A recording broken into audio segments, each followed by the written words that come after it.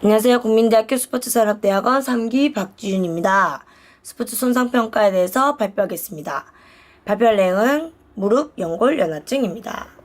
네, 나이는 22살 여성이고요. 수영 강사 일을 하고 있으며 통증은 무릎에 사용하는 동작에서 통증이 많이 발생되며 뼈에서 두둑거리는 소리가 나고 어긋나는 느낌을 받는답니다. 처음에 어떻게 다쳤냐면 2년 전에 입시체육 준비를 위해 음악 줄넘기를 했었는데 줄넘기 기술 중 물구나무를 섰다가 다시 돌아온 동작이 있어요. 그게 물구나무 넘기 동작인데 그거 연습을 하다가 이제 반대로 넘어간 거죠. 덤블링 하듯 그대로 넘어가서 발 뒤꿈치부터 바닥을 찍어서 무릎까지 충격이 왔다고 합니다. 그때 이제 처음 다쳤는데 그 동작이 어떤 동작인지 보여드리겠습니다.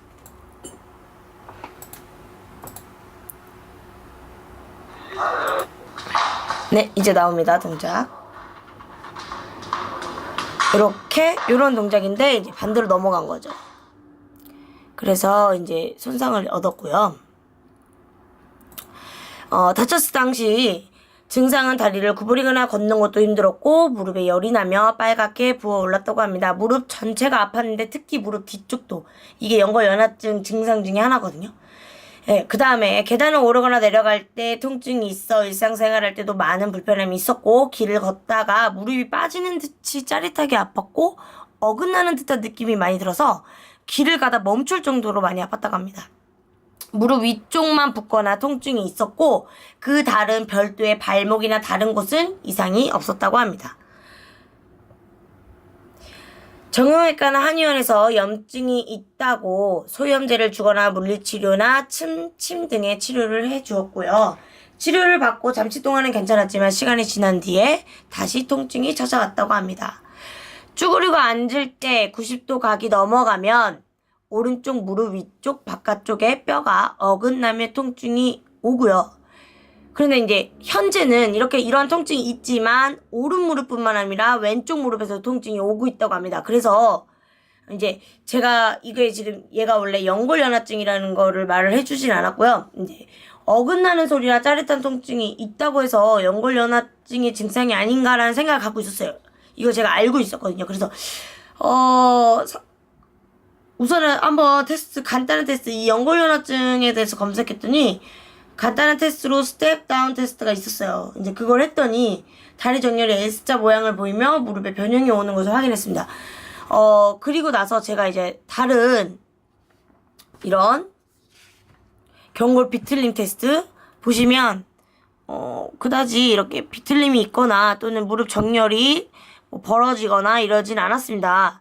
그래서 또 다른 이런 여러 가지 테스트를 했을 때 또 크게 문제가 되거나 제가 그런 이상 소견을 발견하지 못해서 정형외과를 다시 찾아갔습니다. 같이. 그래서 의사 선생님께 비슷한 테스트를 받아보았고 똑같이 이상 부분을 찾지 못하여서 엑스레이 찍었는데도 나오지 않았어요. 근데 이 친구가 계속 아프다 그러고 또 과거에 그런 병력이 있고 하다 보니까 이제 의사 선생님도 통증이 있는 것으로 보아 조금 더 자세한 검사를 위해서 MRI를 받는 것이 어떤가라는 권유를 받아서 이제 큰 병원 가서 MRI 검사를 했습니다. MRI 상에서도 크게 문제는 없었지만 큰 병원에선 제가 좀 생각했던 부분과 같이 연골연화증이라고 생각이 된다. 재활 운동을 하고 무릎 쪽에 잡아주는 것을 강화시켜 줘라. 하지만 일상생활에 크게 문제는 없으니 수술은 하지 않아도 되고 운동을 좀 많이 해서 근육 강화 운동을 해서 좀 보호해주는 그러한 역할을 해줘야 될 것 같다라는 이제 의사 선생님의 소견을 받았고요. 그 이후에도 또 다른 또 증상이 있나 한번 테스트 많이 해봤습니다. 저랑 이제 둘이 했기 때문에 사진을 찍을 수 있는 부분만 좀 찍었고요. 이렇게 뭐 무릎이 비틀리거나 이런 공간의 느낌은 없었고요. 이거 이제 posterior sec 테스트를 했을 때는 이쪽에 좀 뼈가 많이 튀어나온 게 좀 제 눈으로 많이 보였거든요. 확실히 서 있을 때도 좀 보이긴 합니다. 그 다음에 요게 좀 애플리 컴프레션 테스트 같은 경우는 제가 확실히 느꼈어요. 뭐냐면 이렇게 보시면 소리 들어볼게요.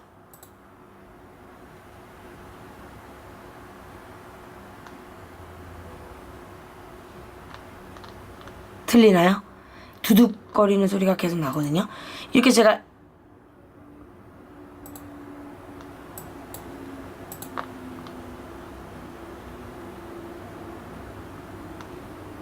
지금 이게 지금 녹화로 담아질지 모르겠는데 이렇게 제가 지금 돌렸을 때 무릎 여기서 두둑 두둑 뭐가 어긋나고 빠지는 듯한 느낌이 듭니다. 근데 중요한 건 통증은 없어요. 만약에 이 테스트를 했을 때 통증이 있으면 인대 손상이 있는데 통증이 없으므로 약간 소리는 나요. 소리는 나고 느낌도 있어요. 그래서 반월파 손상이 아닌가. 이 반월파 손상으로도 이제 연골연화증 증상 중에 하나가 있거든요. 그래서 반월파 손상이 아닌가라는 생각을 가졌습니다.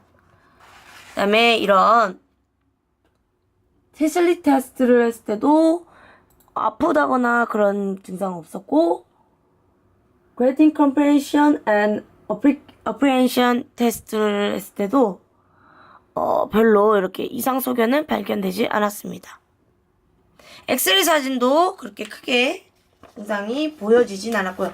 연골연화증이 엑스레이로 나타나진 않는데요. 그래서 MRI나 이런 걸로 확인하는데 그쪽에서도 크게 뭐 나타나지 않고 증상이나 이런 걸 보고 많이 이제 결과를 낸다고 하더라고요.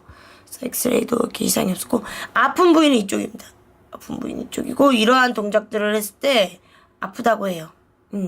그래서 저랑 지금 운동을 하고 또 스쿼트나 이런 런지 자세 할 때 많이 통증을 많이 호소를 해요. 그래서 저랑 이제 여기 앞에 대퇴 푸는 거 스트레칭 많이 하고 근력 강화 운동으로 버티기나 뭐 그런 운동을 좀 많이 하는 편입니다. 이렇게 이런 동작 보시면 앉았다 일어날 때 할 때 두둑 이런 소리가 나요. 일어날 때도 두둑 이렇게 지금 났는데 이게 지금 잡힐지 모르겠네요. 이렇게 소리가 많이 나고요.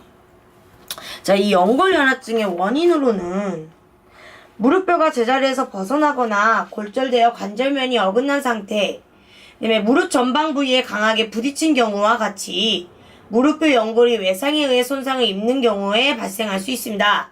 하지만 많은 경우에 특별한 외상 없이도 발생할 수 있고요. 오랫동안 무릎 관절을 고정하여 사용하지 않아 넉다리 네갈래근이 약화되거나 불균형해져서 발생할 수도 있습니다. 또한 구조적 이상이 있는 경우에도 발생하고 다리가 바깥쪽으로 휘어져 있는 경우, 무릎뼈 고위층이 있는 경우, 무릎뼈 바깥쪽 지대의 구축으로 인한 과도한 압력이 발생한 경우, 제가 아까 말씀드렸던 반월상 연골 손상이 인해 무릎뼈 움직임과 안정성에 이상이 생기는 경우 등과 같이 무릎 넛다리 관절에 무리한 힘이 반복적으로 가해지면 무릎 연골 연화증이 발생할 수 있습니다. 무릎 관절에 반복적으로 스테로이드 주사를 맞은 경우 또는 류마티스 관절염, 퇴행성 관절염이 있는 경우에도 생길 수 있습니다. 이렇게 요건 이제 정리한 내용이고요. 보시면 이렇게 초기 단계, 중간 단계, 중증 단계인데 이 중증 단계 넘어갈수록 연골 조직 표면이 변형이 됩니다. 요 정도 갔을 때는 이제 수술이 들어가야 돼요. 연골 대부분이 노출이 돼서 이제 보통 일상생활을 할 수 없는 통증까지 발생되기 때문에 그러한 증상이 있으면 수술을 하시면 됩니다. 가장 흔한 이제 증상으로는 무릎 앞쪽이 뻐근하게 아픈 것, 그 다음에 오랜 시간 앉아있는 후에 나타나거나 무릎을 구부리거나 쭈그리고 앉아있으며 통증이 심해지고 계단을 올라가거나 내려갈 때 체중이 실리는 활동을 할 때도 통증이 심해집니다. 또 사각거리는 소리, 연발음이 나타날 수 있고요. 활동 시 반복적으로 무릎이 부어오르며 통증을 많이 발생할 수 있습니다. 만약 의사의 상담이 꼭 필요한 경우는 어떤 경우냐면 무릎의 기능이 원활하지 않을 때, 체중을 실지 않았는데 통증이 또 발생했을 때, 무릎이 빠지는 듯한 느낌이 들었을 때, 무릎의 한 자세로 무릎이 강직되거나 무릎뼈가 눈에 보일 정도로 이탈되었을 때, 평소와 다르게 불안정할 때, 무릎에 부종이 심할 때, 또는 발열 오한, 관절 주위 발적 등의 동반한 무릎 통증이 있을 때는 꼭 의사의 상담이 필요합니다. 자, 이제 수술적 치료와 비수술적 치료 두 가지로 나눠지는데요. 이 비수술적 보존적 치료로는 주사치료, 침치료, 운동치료, 약물치료, 체충격파 치료 등이 있고요. 가장 처음 다쳤을 때는 이제 진료 검사를 받고 주사치료, 뭐 침치료, 약물치료가 먼저 들어갑니다. 그 다음에 어느 정도 이제 통증이 좀 사라질 때쯤 운동치료가 들어가서 근력 강화나 스트레칭 등으로 무릎 근육을 강화시켜 주는 운동이 들어가야 이제 수술 쪽으로 가지 않고 만성으로 넘어가지 않는 겁니다. 그래도 이제 조금 더 아프다면 체해 충격파라고 요즘 많이 그 통증부에 나타나는 부위에 충격을 줘서 이제 통증을 좀 완화시켜주는 그런 비수술적 요법이거든요. 요거는 이제 그 나중에 운동치료까지 했을 때도 계속 통증이 있다 하면 이렇게 되는 건데, 이제 이게 3기 정도로 넘어가면 이제 수술치료로 들어가야 됩니다. 뭐 대표적인 거는 무릎 관절경 수술인데, 보통의 환자들이 이거를 다 하진 않고요. 그 다음에 완화 목적으로 이런 수술을 들어가지는 않습니다. 통증이 어느 정도 사라졌으면 한다라는 분들에 한해서 수술적 치료가 의사의 소견에 의해서 진행이 되고 있고요. 그 다음에 예방으로는 항상 관절 다치지 않으려면 굽 높은 신발보단 적당한 신발을 신고 정기적인 검진을 받고 무릎 건강을 체크합니다. 무릎에 통증이 느껴질 때 바로 병원을 찾아서 더 악화되기 전에 적절한 치료를 받으며 다리를 꼬거나 쪼그려 앉거나 무릎을 꿇는 듯한 그런 무릎에 압력을 가하는 동작을 피하고 가벼운 스트레칭이나 수영, 실내 자전거 타기 등으로 운동을 해주며 머리를 감을 때는 서서 하시고요. 바닥보단 침대와 의자 위주의 생활을 합니다. 비만일 경우에는 체중이 많이 실려 무릎에 통증을 더 악화시키기 때문에 적절한 몸무게를 유지하도록 노력합니다. 수영이나 사이클 같은 경우는 이제 수영은 물의 부력을 이용하기 때문에 체중이 실리지 않아서 비만인 환자들도 무릎 운동을 할 때, 관절 운동을 할 때 수영이 가장 추천하는 운동이고요. 뭐 수영이라고 하지만 영법 4가지를 하는 게 아니고 수중 운동, 말 그대로 수중 운동을 먼저 해주시고 그 다음에 좀 괜찮다 싶으면 수영을 들어가셔도 되고요.